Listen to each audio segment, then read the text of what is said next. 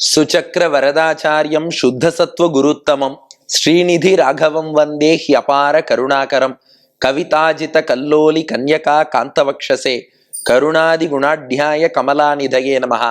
ஸ்ரீ சங்கரா தொலைக்காட்சி நேயர்களுக்கு நமஸ்காரம்.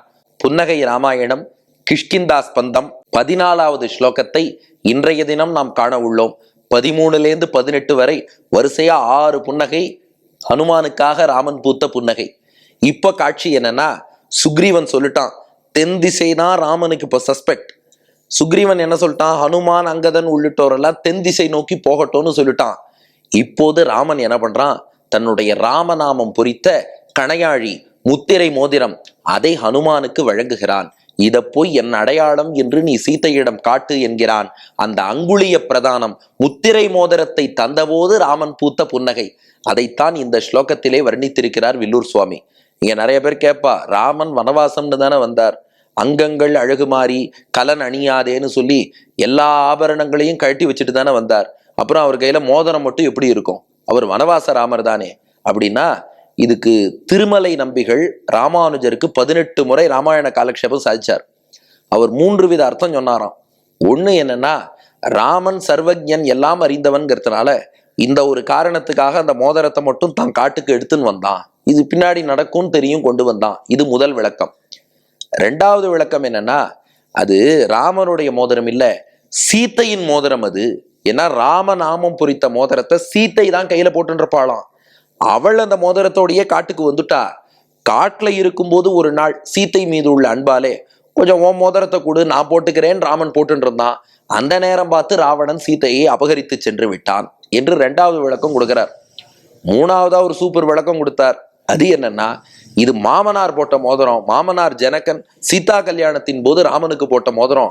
அதனால என்னதான் வனவாசம்னு வந்தாலும் மாமனார் போட்ட மோதிரத்தை இவர் கட்டி வச்சுட்டா சீத்தை கோச்சுப்பாடுன்னு சொல்லி அந்த மோதிரத்தோடையே இவர் காட்டுக்கு வந்துட்டார். இது 3வது விளக்கம். இப்படி 3 விதமா சொல்றா.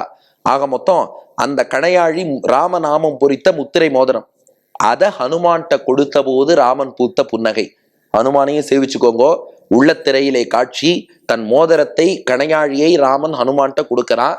தொலைக்காட்சி திரையிலே ஸ்லோகத்தை சேவித்துக் கொள்ளலாம். தத்வா மாருத நந்தனஸ்ய கரையோஹோ ரத்னாங்குலீயம் சுபம் திருட்வா தஸ்ய நதஸ்ய மஸ்தகதலம் சீதா திருஷோராஸ்பதம் என் மந்தஸ்மிதம் ஆததானச பவான் தன்மங்கலம் மத்புரஹா பூயோ தர்ஷயதி ஸ்வயைவ தயயா தாதிருக்ஷயாமேயா.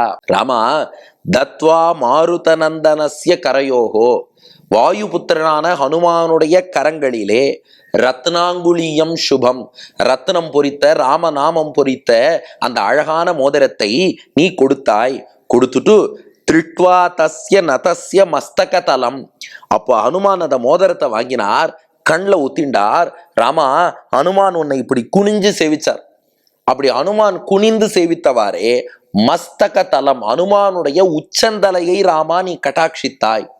கட்டாட்சிச்சுட்டு என்ன நினைச்சானா, சீதா திருஷோராஸ்பதம், இதே உச்சந்தலையத்தானே சீத்தையும் கட்டாட்சம் பண்ண போறா. அப்போ சீத்தை எந்த உச்சந்தலைய பார்க்க போறாளோ இப்பவே நான் பார்த்துட்டேன்னு ராமன் ஆனந்தப்பட்டானோ. ஏன்னா இதே ஹனுமான் இதே பக்தியோடு சீத்தை முன்னாடி போவார். ராமன்ட்ட எப்படி பணிவோடு மோதிரத்தை வாங்கிண்டாரோ அதே போல பணிவோடு குனிஞ்சு சீத்தையிட்ட அந்த மோதிரத்தை கொடுப்பார். அப்போ ராமனுடைய கண்களால் கட்டாட்சம் பெற்ற அந்த ஹனுமானுடைய உச்சந்தலை என்பது சீத்தையின் திருக்கண்களாலும் அதே கட்டாட்சத்தை பெற போறது இல்லையா.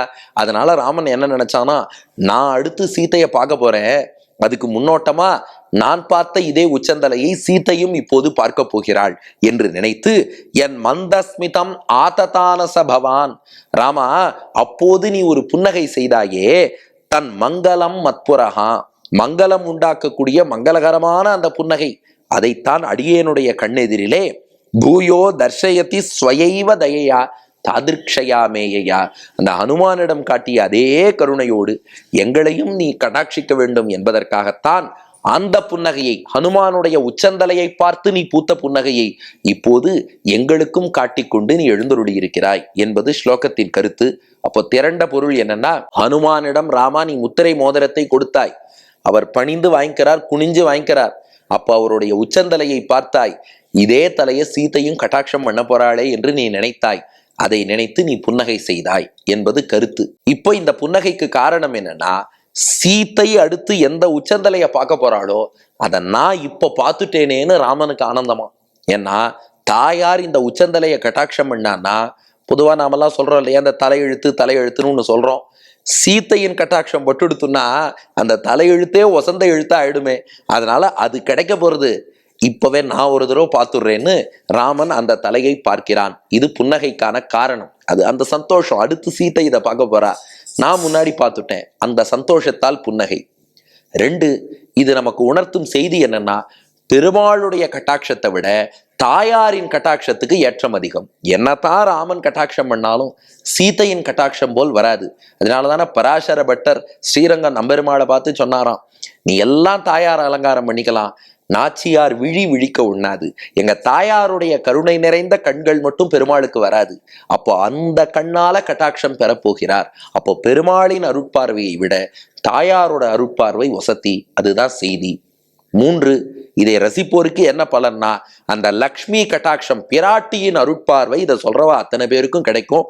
வாங்க ஸ்லோகத்தை சேவிப்போம். தத்வா மாருத நந்தனஸ்ய கரயோஹோ ரத்னாங்குலியம் சுபம் திருட்வா தஸ்ய நதஸ்ய மஸ்தகதலம் சீதாதிருஷோராஸ்பதம் என் மந்தஸ்மிதம் ஆததானச பவான் தன்மங்கலம் மத்புரஹா பூயோ தர்ஷயதி ஸ்வயைவ தயையா தாதிருக்ஷயா மேயா என்று சொல்வோம். லக்ஷ்மி கட்டாட்சத்தாலே எல்லா மங்களங்களும் நிறையும். நன்றி, வணக்கம்.